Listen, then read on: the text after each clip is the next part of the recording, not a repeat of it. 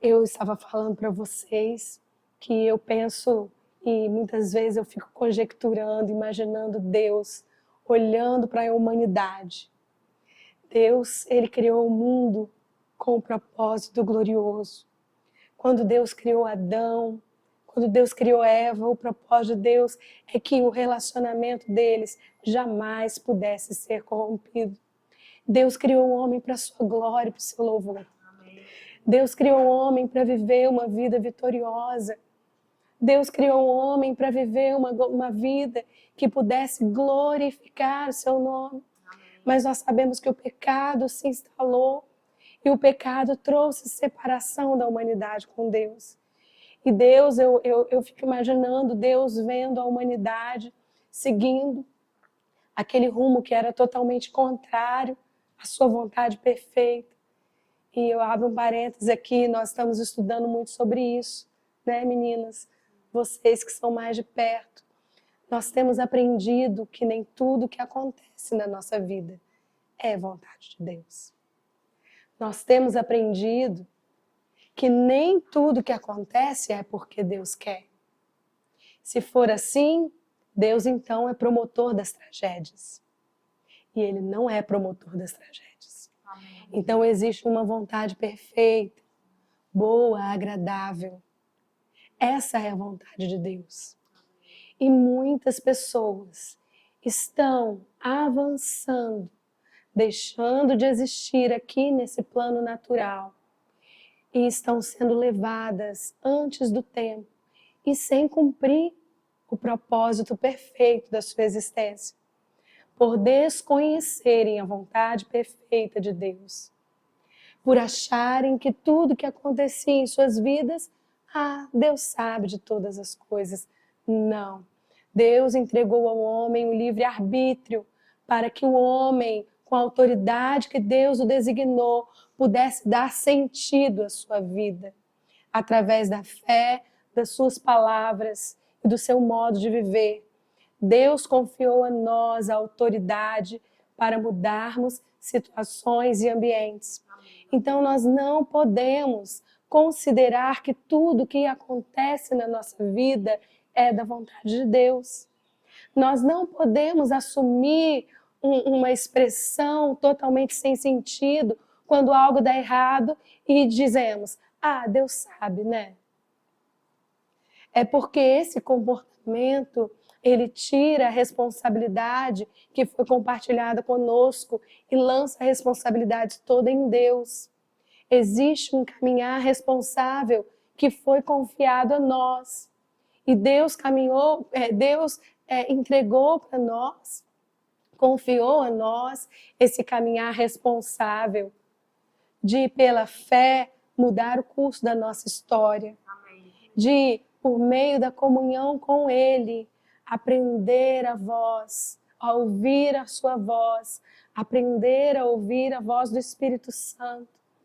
E à medida que nós ouvimos a voz do Espírito Santo, nós trilhamos a jornada que Ele preparou para nós.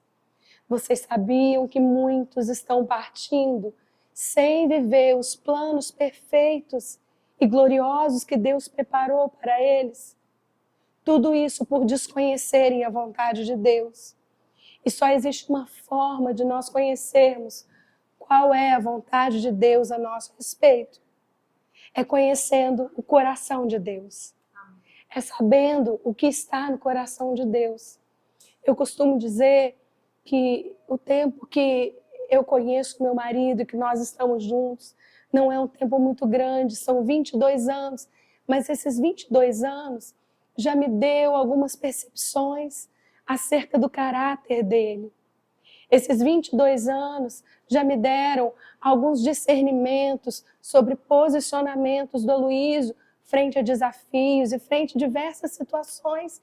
E eu sei, antes dele ter aquele comportamento, como que ele vai se portar diante dessas situações.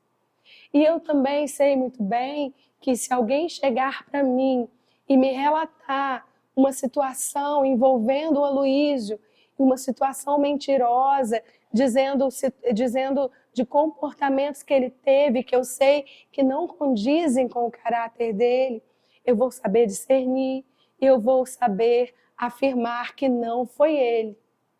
Eu vou dizer que não foi ele, porque esse procedimento não é dele, porque esse comportamento não procede. Por quê? Porque os 22 anos de jornada juntos me dá a oportunidade de conhecê-lo a ponto de, em alguns momentos, discernir que em determinadas situações ele não agiria ou agiria de determinada forma. Isso porque nós nos relacionamos. Isso acontece porque eu comecei a conhecer o que está no coração dele. Isso acontece porque eu aprendi a ouvir a opinião dele, a ouvir o que ele tem para me dizer a respeito do que ele pensa, a respeito do que ele sonha, a respeito do que ele imagina e vice-versa. Então eu posso muito bem contestar alguns questionamentos ou alguns posicionamentos contrários, mentirosos sobre ele. Vocês estão conseguindo entender o que eu quero comunicar para vocês sobre a vontade de Deus? Sobre o coração de Deus? Não há possibilidade alguma de nós conhecermos os propósitos, os desígnios do coração de Deus, se nós não nos aprofundarmos num relacionamento íntimo e profundo com a pessoa do Espírito Santo. Amém. Quando Jesus ele foi assunto ao céu, ele disse que ele não nos deixaria sós.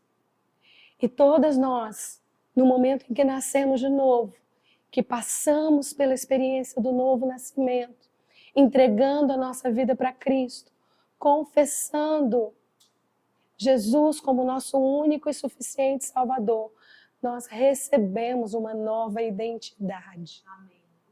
Nós deixamos de viver na identidade de Adão e assumimos a identidade de Cristo. E no momento em que a identidade de Cristo é compartilhada conosco, o Espírito Santo, ele começa a habitar dentro de nós. Aleluia. Olha que notícia maravilhosa.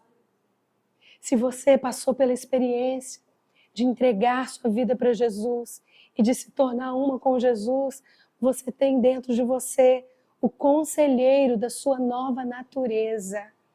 E o que esse conselheiro faz? Esse conselheiro, ele conhece cada detalhe da sua existência. Aleluia. Ele estava juntinho com Deus quando Deus estava planejando em seu coração nos criar. Amém. Ele é um com Deus e ele ouviu tudo que diz respeito à nossa existência. Então, irmãs, ele tem o mapa da mina. Ele tem o mapa do tesouro. Ele tem um mapa que vai nos levar para esse lugar de glória, para esse lugar de reinado aqui na terra, para esse lugar onde nós não nos subjugamos às circunstâncias exteriores, para esse lugar onde as circunstâncias começam a assumir o lugar que é para elas e nós assumimos o lugar que é para nós. Amém. Então, nós podemos acessar essa pessoa do Espírito Santo a qualquer instante. E você não precisa sentir arrepio. Não. Você não precisa sentir um calor por dentro, porque o Espírito Santo é Espírito. E ele se relaciona com o nosso espírito. É claro que dependendo da intensidade com que nós nos relacionamos com essa pessoa, nós vamos sentir realmente alegria na nossa alma, vamos sentir paz, porque a nossa alma ela vai sendo alinhada a essa verdade espiritual. Mas fato é que o Espírito Santo se relaciona com o nosso espírito. E o nosso espírito ele não se envolve com as nossas emoções. A parte de nós que mostra as nossas emoções, as nossas vontades, é a nossa alma. E mais um detalhe importante que eu queria compartilhar com vocês, e que é imprescindível para a nossa jornada. E muitas vezes nós somos pegas nesse lugar E o inimigo das nossas almas nos aprisiona por nós não conhecermos essa verdade. Nós não somos o acúmulo de emoções negativas que muitas vezes bombardeiam contra nós. Nós não somos o acúmulo de emoções instáveis que muitas vezes querem nos colocar num lugar de dúvida e de desequilíbrio emocional. Sabe por quê? Porque nós somos espírito. Amém. Fala comigo, eu sou espírito. Eu sou espírito. Possuo uma alma. Possuo uma alma. E habito em um corpo. E habito em um corpo. Amém. Então, muitas vezes a sua alma ela vai querer comunicar em verdades com você e talvez você, por desconhecer ou por lapso, se esquecer dessa verdade, você vai querer se tomar a forma, se moldar a essa mentira. Às vezes você acorda triste, você não acorda triste, deixa eu refazer. Você acorda com sentimentos de tristeza e você fala, eu sou triste. Às vezes você acorda com bombardeios e sentimentos de derrota e você diz, eu sou uma derrotada. Não. Você pode estar sofrendo bombardeios com sentimentos de tristeza, de derrota, mas isso não significa que você seja triste, derrotada. Amém? Amém. E quando nós começamos a entender e a assumir a nossa verdadeira identidade, tudo isso muda. Porque a vida espiritual, ela começa a fazer sentido para nós. E é baseada nisso que eu trouxe essa verdade para nós. Que nós somos compradas por alto e bom preço. Nós não precisamos mais ficar correndo atrás de pessoas, circunstâncias e situações que atestem o nosso valor. O nosso valor já foi estabelecido na eternidade. Amém. Porque quando essa humanidade estava decaída, como eu estava falando com vocês, eu imagino que Deus olhou para a terra e falou assim, eu vou dar um jeito nisso. Eu não vou deixar a humanidade que eu criei para um propósito tão lindo e tão poderoso trilhar esse caminho de derrota. Quando tudo parecia que estava perdido, quando Satanás e seus demônios achavam que já tinham tomado posse de toda a situação, Jesus entra em cena. Aleluia. E Jesus paga o alto preço naquela cruz pelo nosso resgate. Nós que antes estávamos presas, nós que antes éramos prisioneiras do pecado, fomos resgatados, compradas por alto e bom preço. E nós viveremos à altura do valor que Deus nos deu. Então, já para experimentar, já começar a trazer essa verdade para a sua vida, eu quero te convidar a fazer a primeira declaração comigo dessa verdade. Vamos lá? Fui comprada. Fui comprada Por alto e bom preço. por alto e bom preço. Vivo à altura Vivo à altura do valor que Deus me deu. do valor que Deus me deu. Amém. Amém. Quem trouxe sua Bíblia? Quem trouxe sua Bíblia? Abra comigo no Evangelho de João, no capítulo 4, por favor. João, capítulo 4, a partir do versículo 1. Como eu disse para vocês, eu estou enfrentando alguns desafios na minha voz. Desafios estes que já foram vencidos na cruz. Amém.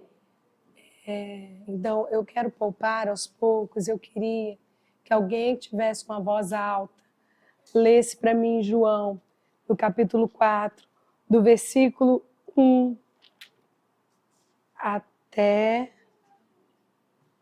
o versículo 19. João 4, do 1 a 19. Lê, por favor. Então. A mulher respondeu, agora eu sei que o Senhor é um profeta. Amém. Glória a Deus por essa palavra tão poderosa. Nós temos aqui um contexto com várias situações importantes às quais nós devemos prestar atenção. Temos um contexto histórico que ampara esse encontro de Jesus com a samaritana. O contexto histórico principal desse encontro é: Jesus era judeu e a mulher era samaritana. As pessoas de Samaria, os samaritanos, eles sempre andavam em discordância com os judeus. Os samaritanos eram os primeiros povos que sempre se levantavam para questionar os judeus sobre os princípios, sobre tudo aquilo que o povo de Deus, os judeus que era considerado o povo de Deus, sobre tudo aquilo que o povo de Deus carregava como verdade. E um dos princípios que marca a vida dos judeus e dos samaritanos é o seguinte: judeus e samaritanos, eles não se davam bem mesmo, ao ponto de serem proibidos por suas autoridades a se relacionarem. Todas as vezes que um judeu via um samaritano se comunicando com alguém do seu povo, ele questionava e vice-versa. Então nós temos aqui um contexto histórico, que é: judeus e samaritanos não podiam se comunicar. Judeus e samaritanos carregavam contextos, histórias e princípios totalmente antagônicos. Agora nós temos um outro contexto. Mulheres, naquela época, não poderiam estar conversando com homens se não estivessem acompanhadas de seus maridos. Segundo contexto. Terceiro contexto. Quando essa mulher foi até o poço, a Bíblia relata que era no momento em que o sol estava ali, né, em destaque. Se você estudar, você vai ver que é exatamente ao meio-dia. Ao meio-dia não é costume de mulheres irem ao poço. Existe uma linha, uma vertente que diz que só compareciam ao poço mulheres que tinham vida errada nesse horário. Só iam ao poço nesse horário mulheres que estavam excluídas e à parte da comunidade de Israel, que de alguma forma carregavam alguma marca no seu caráter que não a colocava numa posição de honra diante da sociedade. Então nós vemos aqui 3 contextos que vão ministrar ao nosso coração verdades. O primeiro, que eu já falei, é o contexto histórico.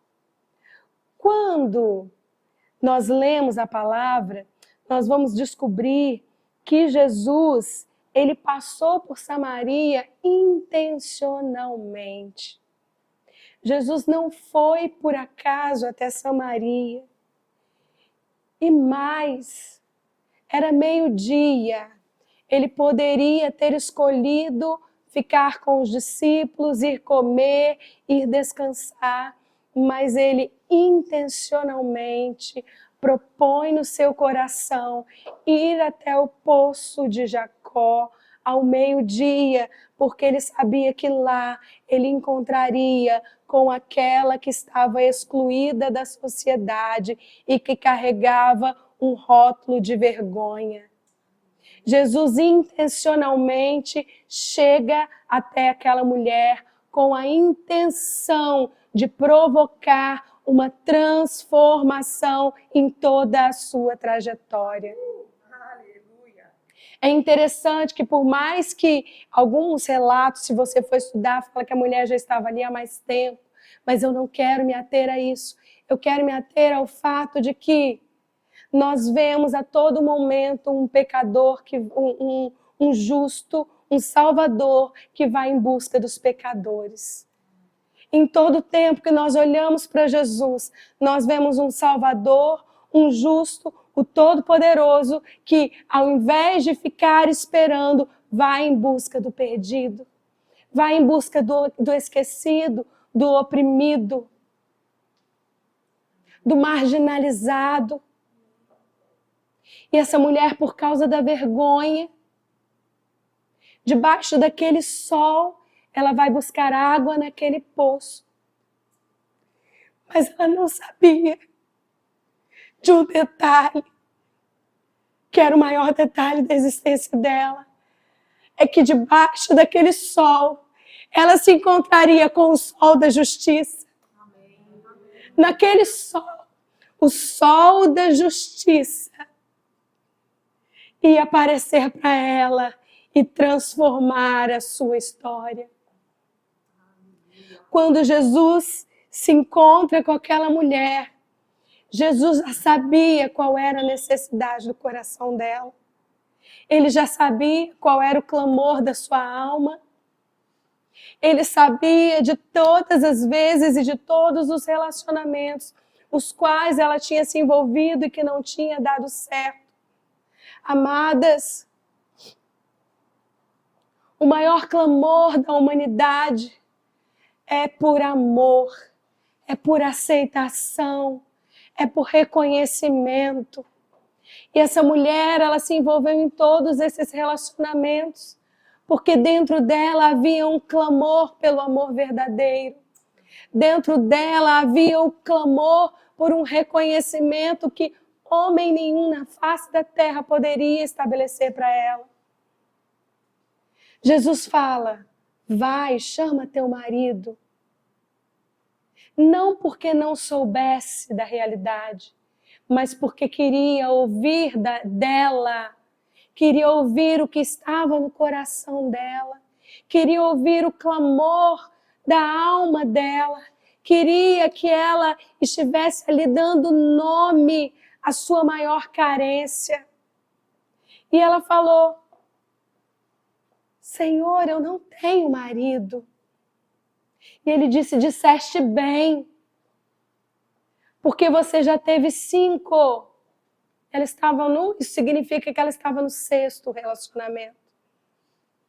Mas quando essa mulher vai buscar água, ela se depara com alguém que era capaz de corresponder o clamor que ninguém tinha correspondido de uma maneira que ninguém podia. Porque ele não tinha apenas a presença, ele tinha a essência. Muitos podem nos oferecer a presença, mas a essência nós só encontramos na pessoa de Jesus.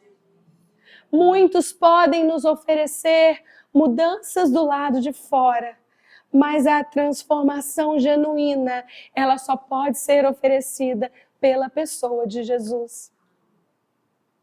Quando eu disse para vocês que essa palavra tem transformado estruturas dentro de mim, é porque isso tem acontecido mesmo. Todas vocês, a maioria, conhece o contexto de onde eu vim e a forma como eu fui gerada. E durante muito tempo na minha jornada, eu corri em busca de aceitação. Pelo fato da minha mãe biológica ter me rejeitado quando eu ainda estava no ventre, e pelos abortos os quais ela tentou, pelas tentativas de aborto, essas tentativas deixaram marcas muito profundas na minha alma. E por causa dessas marcas de rejeição e de abandono, eu vivi grande parte da minha vida procurando aceitação, amor e a afirmação das pessoas.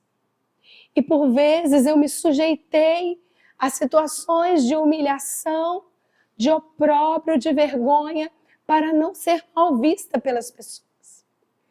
Por vezes eu me envolvi até em relacionamentos, me sujeitando a relacionamentos abusivos emocionalmente, porque dentro de mim havia um clamor por aceitação e de alguma forma um medo de que se eu me posicionasse, as pessoas poderiam me rejeitar e poderiam me excluir do seu círculo. E por muito tempo, desde criança, Eu corri atrás da aceitação das pessoas. E esse sistema de meritocracia que é gerado por conta das marcas de rejeição, ele nos coloca em lugares perigosos. Esse sistema me colocou no lugar de uma justiça própria muito destacada. E eu comecei a me destacar desde pequena, querendo ser a primeira na sala de aula, querendo ser a primeira na família, querendo ser vista por todo mundo, querendo ser amada por todo mundo, querendo ser aceita por todo mundo, escondendo os meus erros. Quando eu errava, eu fazia questão de que ninguém visse os meus erros, porque poderia acontecer da exclusão ser estabelecida e eu não ser vista com bons olhos. Cresci, comecei a estudar, fiz faculdade e pós-graduação. Quando eu estava com a cabeça já virada, querendo iniciar o mestrado, eu fui socorrida. Pare um pouquinho. Estudar é bom. Se profissionalizar é muito bom. Se especializar é muito bom.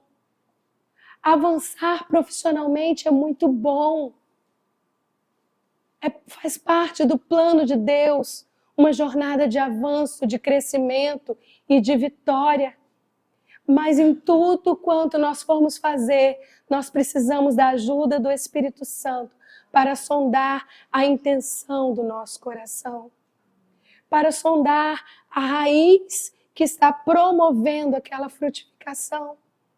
Porque se a frutificação, se o seu comportamento, ele é advindo de uma raiz de rejeição, de complexos de inferioridade, a sua frutificação vai trazer problemas para você. Esse fruto não vai ser um fruto digno da glória de Deus. E quando eu percebi essa raiz que me levava para esse lugar de correr atrás das coisas, de querer me especializar, de fazer curso, de dar palestras e de assumir várias responsabilidades no meu trabalho, quando eu descobri que essa raiz era a raiz da rejeição, era a raiz do medo, era a raiz da vergonha, era a raiz da humilhação, era a raiz de tudo aquilo que Satanás plantou lá atrás para impedir o meu avanço, eu parei. E eu falei, não faço mais nada de mim mesma. A partir de hoje eu faço, mas guiada naquilo que o meu Pai tem para mim. Foi quando Deus começou a virar algumas chaves dentro de mim. E quando nós paramos para pensar no que levou essa mulher samaritana a estar buscando a água errada, a estar buscando o socorro errado, a estar buscando a resposta errada, nós vemos que a raiz ela é muito mais profunda do que simplesmente um relacionamento que não deu certo. Essa raiz é muito mais profunda do que um casamento que se deparou com fracasso. Essa raiz diz respeito à raiz que foi instaurada no coração da humanidade quando Adão pecou. E agora, mais uma vez, você que trouxe Bíblia, abra comigo a sua Bíblia, lá em Gênesis, no capítulo 3. Gênesis, capítulo 3. Eu gostaria que alguém lesse do versículo 1 até o versículo 11. Gênesis 3, do versículo 1 até o versículo 11. Quem pode ler, por favor? Pode, por favor. Amém. Essa parte aqui relata o momento em que nós conhecemos como a queda de Adão. Tudo começa aqui. Todo complexo, todo medo, Toda raiz que gera um comportamento desordenado em busca de aceitação começou aqui. Nós vemos Adão sendo criado, gerado por Deus, para desfrutar de tudo que Deus tinha preparado para ele. Mas nós vemos o momento em que ele e Eva, eles se submetem à sugestão da serpente. Quando eles se submetem à sugestão da serpente, eles estão submetendo a sugestão que colocou a vida deles num lugar de fracasso. A serpente veio com a sugestão, eles ouviram e não apenas ouviram, mas se submeteram. Eles comeram da árvore do conhecimento do bem e do mal, e naquele momento os seus olhos foram abertos. Quando os seus olhos foram abertos, eles perceberam que estavam nus. E a Bíblia relata que ao perceberem que estavam nus, eles coseram para si o quê? Folhas de figueira. E quando Deus chega na viração do dia para conversar com Adão, Deus pergunta por Adão, cadê você? Ou seja, cadê você dentro de mim? Não é cadê você nesse ambiente geográfico. Cadê você dentro de mim, Adão? Porque nós éramos um. Como assim você deixou de ser um comigo? Cadê você dentro de mim? E Adão vem com inúmeras desculpas e ele fala, Senhor, eu percebi que eu estava nu. Eu percebi que estava nu, tive medo e me escondi.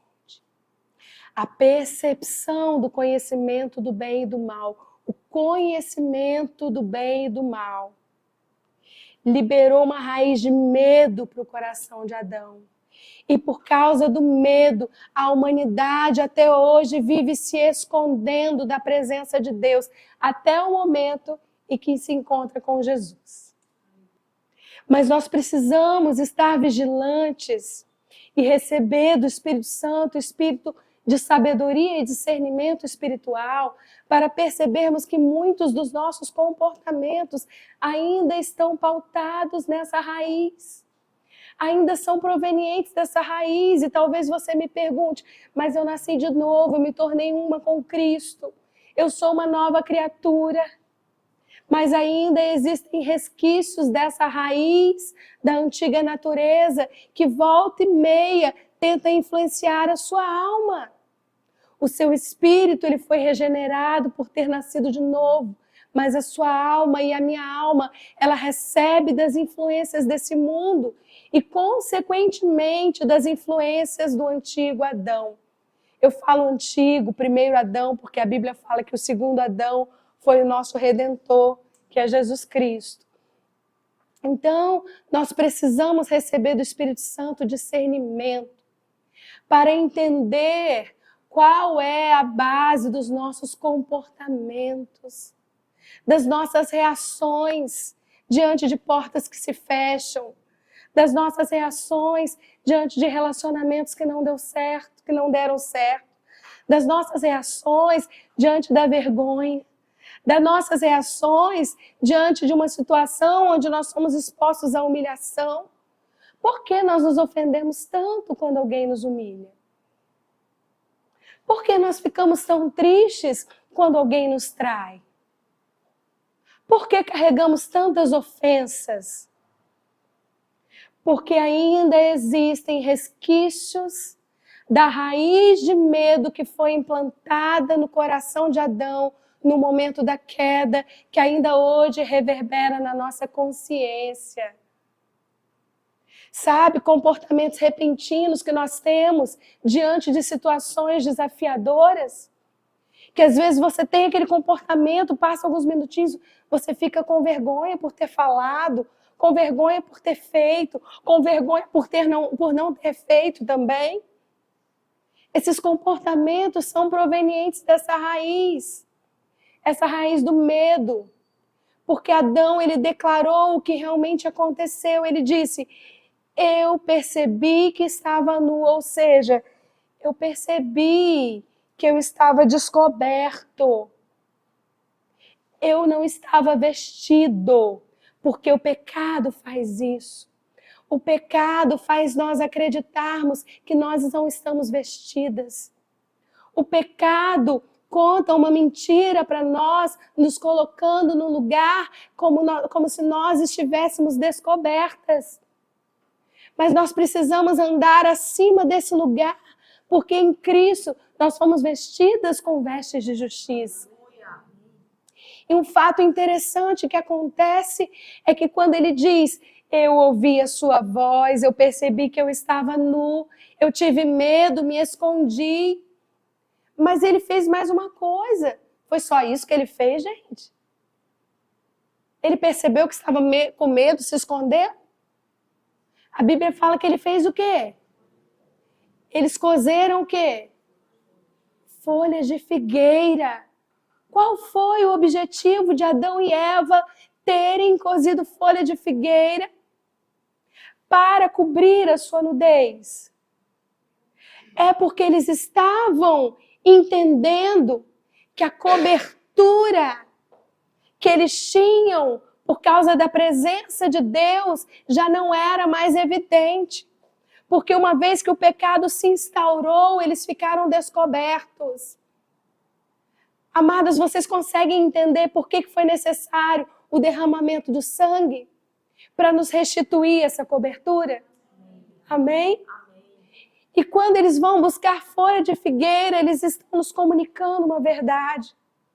A figueira é uma árvore, a Bíblia trabalha com simbologias.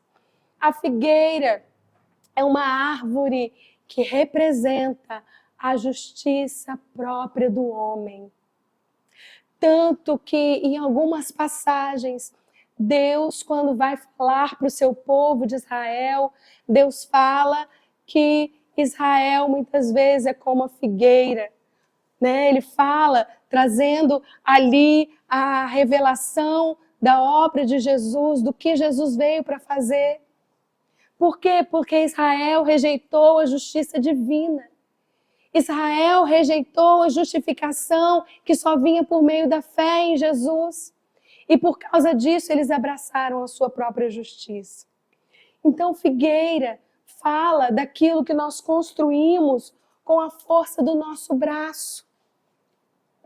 Figueira fala daquilo que nós tentamos fazer para dar um jeitinho e tentar mostrar para as pessoas uma aparência que não é a nossa. Daquilo que nós tentamos nos empenhar para mostrar para as pessoas uma realidade a qual nós não pertencemos. Figueira diz respeito a tudo que nós fazemos sem a direção do Espírito Santo. E vou fazer uma pergunta aqui de universitário. Quero saber se vocês sabem me responder. Qual é o fruto que a figueira produz? Qual é o fruto? Fala mais alto. Figo. A figueira produz figo. E tem uma curiosidade, queridas. O figo, ele não é considerado um fruto. O figo é considerado um pseudo-fruto. Porque o figo é uma flor que não desabrochou. Se você parar para estudar, você vai ver que o figo, quando a figueira está produzindo ali os seus figos, o figo ele passa por um processo chamado inflorescência. É quando a flor, no ápice da sua beleza, no momento em que ela deveria se mostrar para o mundo, no momento em que ela deveria ficar exposta, ela se encolhe e volta-se para si. E ali, nesse processo chamado inflorescência, é que surge o fruto, chamado figo. O figo é resultado de um processo de florescimento que não deu certo. Quando Adão pega a folha de figueira, ele está compactuando com um florescimento que não dá certo, porque nós jamais conseguiremos produzir, gerar frutos frutificar fora de nós mesmas. Nós jamais conseguiremos, com a força do nosso braço, produzir bons resultados. E eu quero até refazer essa expressão, porque nós não fomos chamadas para produzir, na verdade. Nós fomos chamadas para fluir. Porque uma árvore, ela não precisa gerar força para gerar seus frutos. O seu fruto é produzido porque ela entendeu o propósito da sua existência. Ou você vê alguma árvore por aí gritando, gemendo para frutificar? Você já viu alguma árvore fazendo força? Não. Ela simplesmente entendeu o propósito da sua existência. E no tempo certo, pela graça de Deus, ela frutifica. Então, nós fomos chamados para entendermos por meio do Espírito Santo o processo da nossa existência para no tempo certo fluirmos, para no tempo certo frutificarmos, para no tempo certo darmos glórias a Deus por meio do florescimento. Flor diz respeito à adoração, porque flor libera perfume. E a adoração é como um perfume suave que sobe as narinas de Deus. E agora eu trago à memória o momento em que a mulher samaritana, que foi o primeiro texto que nós lemos, ela fala: sim, então eu vejo que você é profeta, então me responda, como é que vai ser a partir de agora a adoração? Porque uns dizem que nós temos que adorar num lugar, outros dizem que nós temos que adorar em outro lugar. É no monte, em Jerusalém, onde é. E Jesus diz: vai chegar a hora, e a hora é chegada, em que os verdadeiros adoradores me adorarão em espírito e em verdade. A adorar é um processo que acontece no nosso interior quando nós entendemos quem nós somos em Deus. Adora aquele que entende quem é em Cristo. Adora aquele que não quer fazer folha de figueira para esconder as feiuras deixadas por Adão. O verdadeiro adorador é aquele que abre mão da capa, é aquele que abre mão da folha, é aquele que se expõe ao Evangelho e aceita pacientemente, mansamente, as vestes de justiça que nos foram dadas por meio do sacrifício perfeito e eficaz da cruz do Calvário. É para esse lugar que nós fomos chamadas, irmãs. Existe um lugar mais profundo. Deus quer nos tirar da rasura de andarmos segundo as nossas vontades, segundo aquilo que nós acreditamos que é bom e que é assim, porque assim é melhor, porque assim as pessoas vão me ver bem. Pare de viver buscando aceitação alheia.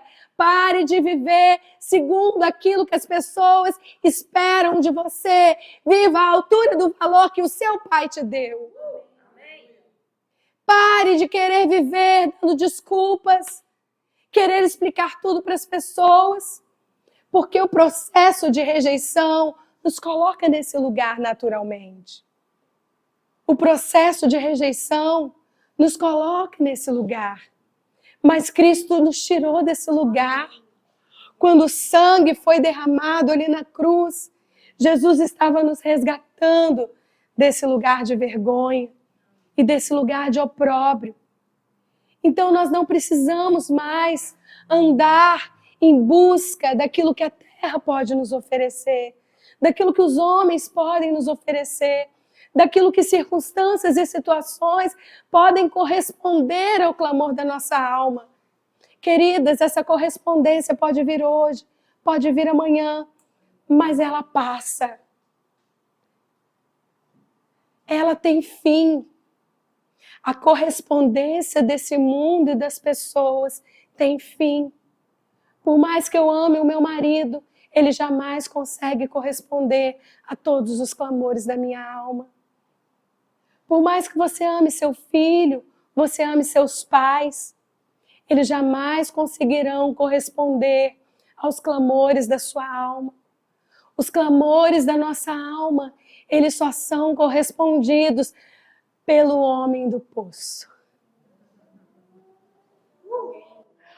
O frio penoso que a nossa alma atravessa só pode ser aquecido pelo sol da justiça que estava raiando lá naquele poço.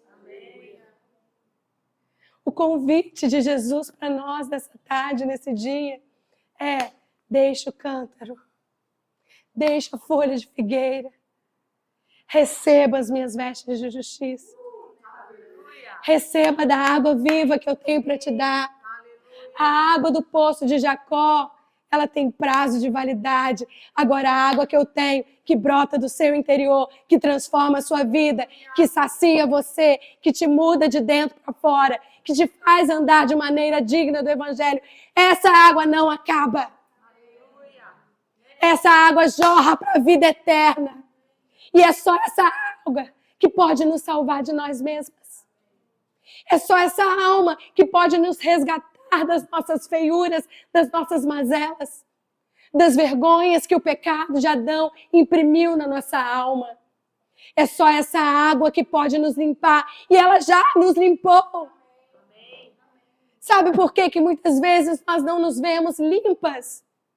Porque nós precisamos mergulhar ainda mais na intimidade com aquele que nos redimiu.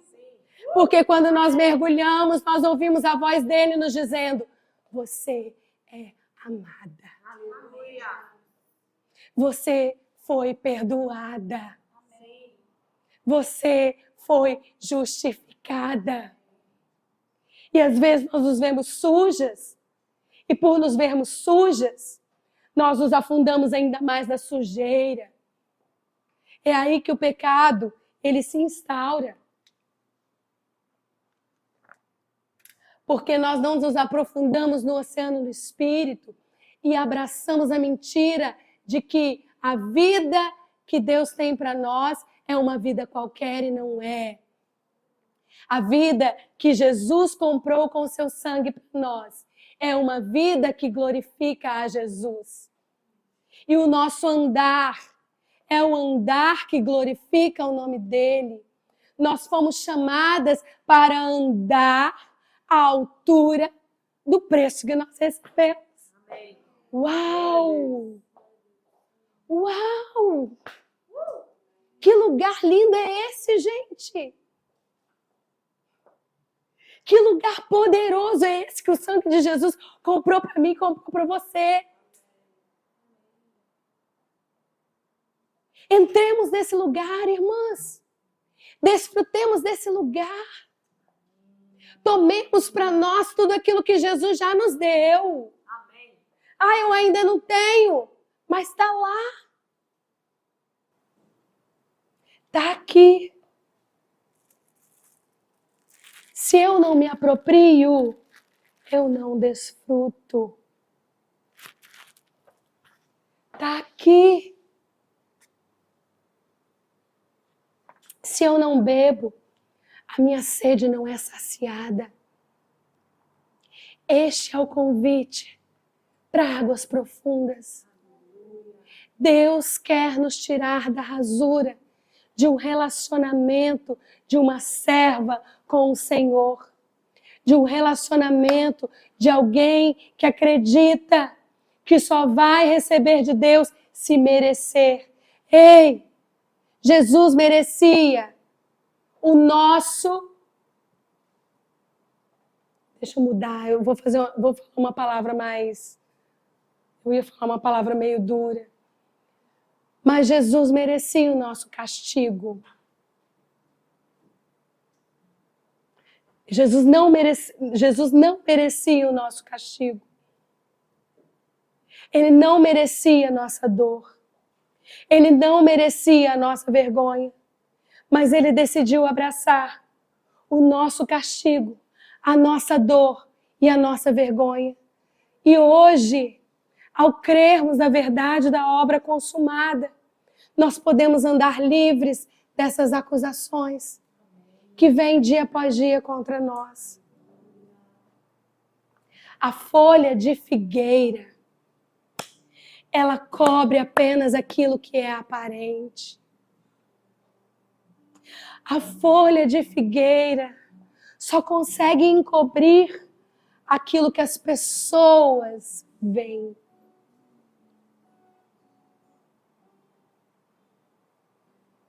A folha de figueira só consegue disfarçar aquilo que as pessoas veem. Mas só o sangue de Jesus, só o amor do Pai pode remover essa vergonha que você tenta esconder com essa folha de figueira. Só o amor do Pai pode penetrar aí o profundo do seu ser e curar essa ferida deixada pelo abandono. Curar essa ferida deixada pela humilhação. Curar essa ferida deixada pelo descaso. E também curar essa ferida que foi aberta por alguém que decidiu fazer por se achar merecedor. A mulher samaritana, ela se sujeitava àquela condição de humilhação, porque certamente ela precisava de aceitação e de ser amada. Muitas de nós, muitas vezes, já nos sujeitamos a situações de humilhação de tantas maneiras. E existem humilhações que são bem-vindas. Você se permitir ser humilhado por causa do nome de Jesus? Amém. Agora você se permitir ser humilhada por querer ser aceita. É muita miséria. O sangue de Jesus não comprou isso. Isso não está alinhado ao preço de sangue. Gente, eu tenho tanta coisa para compartilhar. Acho que vamos ter que ter 1 e 2. Acho que vamos ter que ter 1 e 2. Acho que eu não cheguei nem na metade. Mas vocês estão recebendo até aqui? Amém, amém. Agora que eu me atentei.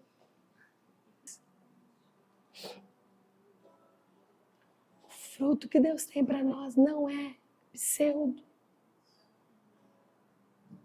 Deus não tem uma vida de mentira para nós.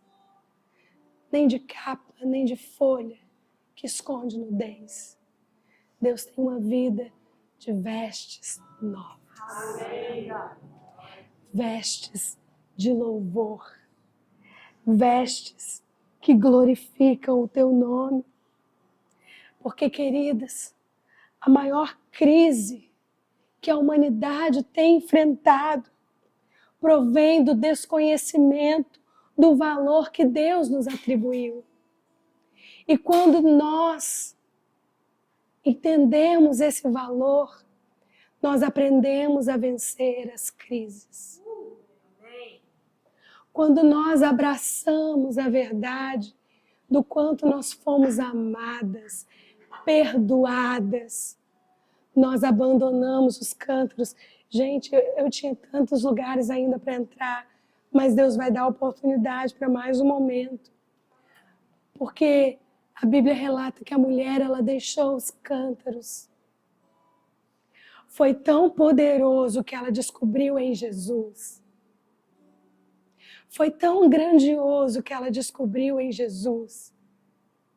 Que aquilo que fazia sentido um dia, já não fazia mais. Aquilo que há momentos antes fazia sentido e tinha valor para ela, já não fazia mais. A Bíblia relata que ela abandona os cântaros, ela deixa os cântaros e tem mais. Mais adiante nós vamos ver que essa mulher, ela entra no seu povoado e ela começa a dizer para cada pessoa com quem ela encontra que Jesus havia falado para ela muitas coisas as quais apenas um profeta poderia dizer. E ela começa ali a revelar Jesus em sua essência. A Bíblia relata que aquele lugar se entregou a Jesus. As pessoas daquele lugar entregaram a sua vida a Jesus por causa do testemunho que aquela mulher havia dado. Uau! Uma esquecida, uma abandonada.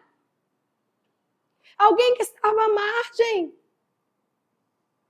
buscando satisfazer com os prazeres dessa terra, se torna a primeira missionária da história. Relatos históricos apontam que essa mulher está listada entre os primeiros missionários do cristianismo. De um lugar de humilhação a um lugar de honra. Só o Evangelho pode fazer isso com a gente. Se coloque de pé.